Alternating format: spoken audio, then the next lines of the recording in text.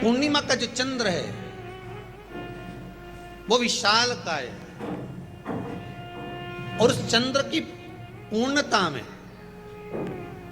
हमारी अभिलाषाएं भी पूर्ण हो। आप आस्था चैनल के माध्यम से जितने लोग कथा सुन रहे हैं, फेसबुक यूट्यूब पर जितने कथा सुन रहे हैं और कुबेरेश्वर धाम में जितने कथा सुन रहे हैं, आप में से कितने लोग हैं जो पूर्णिमा का व्रत करते हैं? जो माताएं करती हो जरा हाथ उठाइए। पूर्णिमा का व्रत जो करते हो ना आप लोग, रखिए हाथ। अब पूर्णिमा के व्रत में आपने कई बार किताब पढ़ी होगी पूर्णिमा की, या आपने व्रत किया होगा, या पूर्णिमा का व्रत आप धारण करे होगे, तो उसमें पूजन कौन से भगवान की होती है? पूर्णिमा के व्रत में किस भगवान की पूजन होती है? तो कहा पूर्णिमा के व्रत में केले के खंभ लगाकर पूर्णिमा का जो अध्यापन होता है, पूर्णिमा की जो पूजन होती है, उस पूजन में शंकर और पार्वती की पूजन की जाती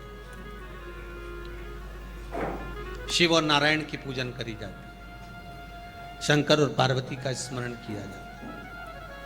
किसकी पूजन होती है? शिव पार्वती।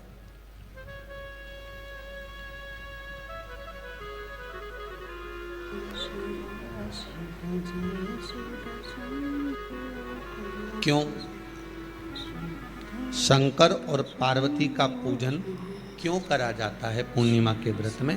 क्योंकि शिव और माता पार्वती ही केवल एक ऐसे हैं जिन्होंने अपूर्ण लक्ष्मी को भी पूर्ण बना दिया था।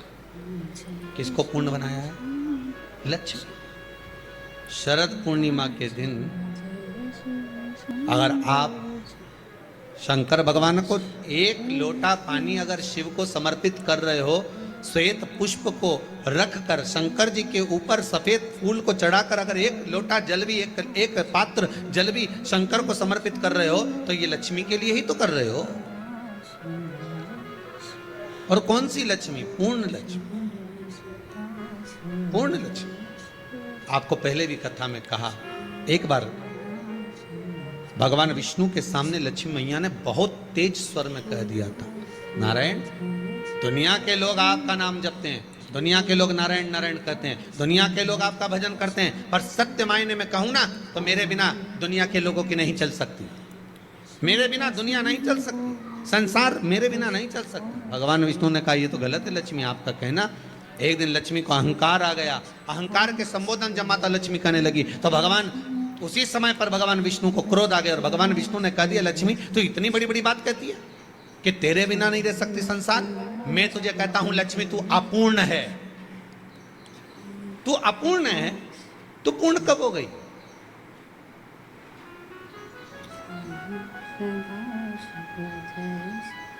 तेरी पूर्णता कहां हो गई? लक्ष्मी की आंख से आंसू बहने लगे, आज आपने मुझे अपूर्ण कहा। आपको मालूम है आप मुझे अपूर्ण कह रहे हो? आपको ये ज्ञात हो रहा है आप मुझे अपूर्ण कर रहे हो? भगवान कहते हैं हाँ लक्ष्मी मैंने तुझे अपूर्ण कहा है। अपूर्णता का मतलब आप जानते हो ना? भगवान कहते हैं लक्ष्मी मैं सब जानता हूं। लक्ष्मी रोती हुई माता सरस्वती के पास पहुंच गई। सरस्वती ने पूछा क्या बात है लक्ष्मी, क्यों रो रही हो? लक्ष्मी जी ने कहा क्या बताऊं सखी, मेरे पति ने आज मुझे अपूर्ण कह दिया है। तो क्यों रो रही है तू? अपूर्ण अगर कह दिया, पति ने तो कहा है ना, तो क्यों रोना? चल मेरे साथ। और सरस्वती मैया माता लक्ष्मी को लेकर सीधे पहुंच गई माता पार्वती के यहाँ। माता पार्वती के यहाँ जब पहुंची है, माता पार्वती ने लक्ष्मी जी को देखा और सरस्वती को देखा तो पूछा कि बात क्या है, क्या हो गया ऐसा, क्या हुआ, क्या है ऐसा जो तुम दोनों आज मेरे पास में आई? क्या हुआ? पार्वती जी कुछ बोलती, शिव जी का ध्यान माता सरस्वती की ओर और लक्ष्मी की ओर गया और भगवान शंकर जान गए कि आज भगवान नारायण ने लक्ष्मी जी को अपूर्ण कहा है।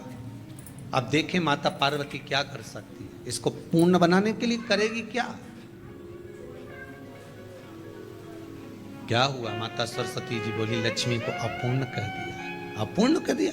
हाँ, तो क्या सोचना उसके लिए, इसको मैं अभी पूर्ण बना देती हूं। माता जगत जननी पार्वती ने गोदी में विराजमान गणेश जी को उठाया और उठाकर लक्ष्मी जी की गोद में दे दिया। ले लक्ष्मी, आज से तू पूर्ण हो गई। लक्ष्मी, आज से तू पूर्ण है। गोदी में जब तक संतान नहीं है तो नारी को लोग अपूर्ण समझते हैं, पर माता पार्वती जी ने संपूर्ण ब्रह्मांड में एक सिद्धता प्रदान कर दी कि अपने गोदी के लाल को, अपने गोदी के पुत्र को माता ने लक्ष्मी की गोद में देकर लक्ष्मी को पूर्ण बना दिया। वो दिन कौन सा था? यही शरद पूर्णिमा का दिन था। कौन सा दिन? आवाज पकड़ लो। यही शरद पूर्णिमा का दिन था। शरद पूर्णिमा का दिन लक्ष्मी को पूर्ण करने का दिन, पूर्ण करने का। केवल अमृत ही नहीं बरसता, शरद पूर्णिमा के दिन लक्ष्मी भी बरसती। लक्ष्मी, पूर्णिमा के कितने व्रत होते हैं? बोलते जाओ, जरा जल्दी जल्दी बोलो। पूर्णिमा के नारियों को, स्त्रियों को अखंड सौभाग्य के लिए, जो नारी वैधव्य नहीं होना चाहती है, उस नारी को पूर्णिमा के कितने व्रत करना चाहिए? जिस नारी के यहाँ संतान नहीं हो, औलाद नहीं हो, उसको पूर्णिमा के कितने व्रत?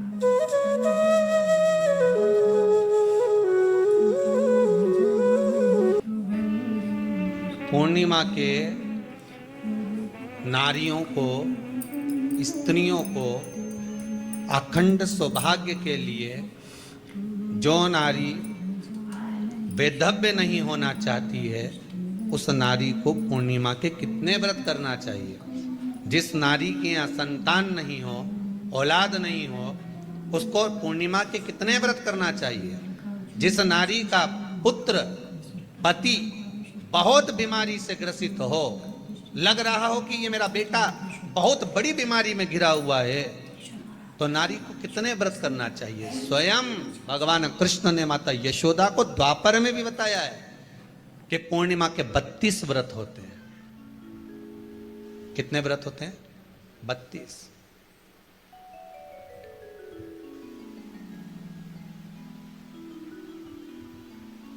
स्वयं भगवान कृष्ण यशोदा रानी को, माता यशोदा जी को भी बता रहे हैं 32 व्रत।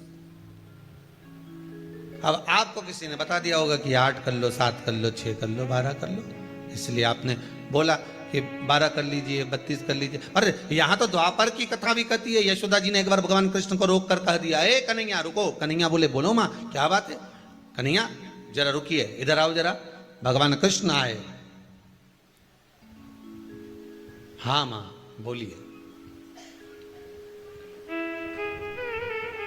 किस जगह का प्रसंग है ये? जिस समय पर राधा रानी कुरुक्षेत्र में नंद बाबा और यशोदा जी को लेकर कुरुक्षेत्र के कुंड में, ब्रह्म सरोवर में स्नान कराने के लिए लेकर जाती है, ग्रहण का समय पर। और जब भगवान कृष्ण उस कुरुक्षेत्र के उस सरोवर में स्नान करने आते हैं, तब यशोदा जी ने अपने लाला से प्रश्न किया है, पूछा है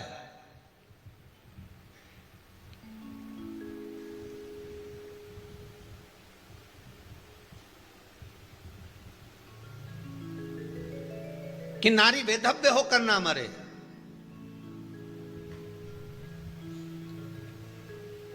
उसका पति कोई रोग से ग्रसित ना हो, उसका पुत्र किसी रोग में ना पड़े। अरे भाई कितना सुंदर संवाद लिखा है। अगर किसी माता का पुत्र मान लो किसी नशे में डूबा हुआ है, कोई नशा कर रहा है और गलत नशा है, आपको लग रहा है कि ये नशे में डूबा हुआ है, आपको लग रहा है कि ये गलत जगह पर डूब गया है, आपको लग रहा है कि मदिरापान में, मांसाहार में या अधिक गांजा आदि का जो भी नशे होते हैं जितने भी नशे, उसमें डूब चुका है। और माँ उसको समझा रही है, तू नशे में मत डूब, तू इस काम को मत कर, तू ये गलत कर्म मत कर। माँ उसको समझा समझा कर हार गई। तो मेरा माताओं से निवेदन है, आप उसको समझाना बंद कर दो, एक काम करना प्रारंभ कर दीजिए। हमें जो शिव महापुराण के माध्यम से शास्त्र कह रहा है कि आप 32 पूर्णिमा के व्रत प्रारंभ कर दो। उसमें करना क्या है आपको? केवल जिस दिन व्रत रहे, रात्रि के समय पर कोई भी मीठा, कुछ भी सामग्री आप चंद्र की रोशनी में, चंद्र को अर्घ देने के बाद, पूजन करने के बाद उसको रखो, और वही सामग्री जो नशा कर रहा है उसको पूर्णिमा के दूसरे दिन उसको खिलाओ। आप धीरे धीरे खिलाना चालू करेंगे, जिस नशे में वो डूबा हुआ उस नशे से वो छूटना प्रारंभ हो जाएगा। 2 पूर्णिमा व्रत करके तो देखो, तीसरे में तुम्हें जरूरत ही नहीं पड़े। धीरे धीरे आप रुक, वो छूटना प्रारंभ हो जाएगा। स्वयं भगवान कह रहे हैं, यशोदा मैया ने कन्हैया को रोक लिया कुरुक्षेत्र के उस मैदान में, और भगवान कृष्ण का दर्शन माता यशोदा जी करी। बहुत बहुत दिनों के बाद माँ को, आज माता यशोदा को लाला का दर्शन हुआ, बहुत समय के बाद, जाने के बाद, बहुत समय के बाद।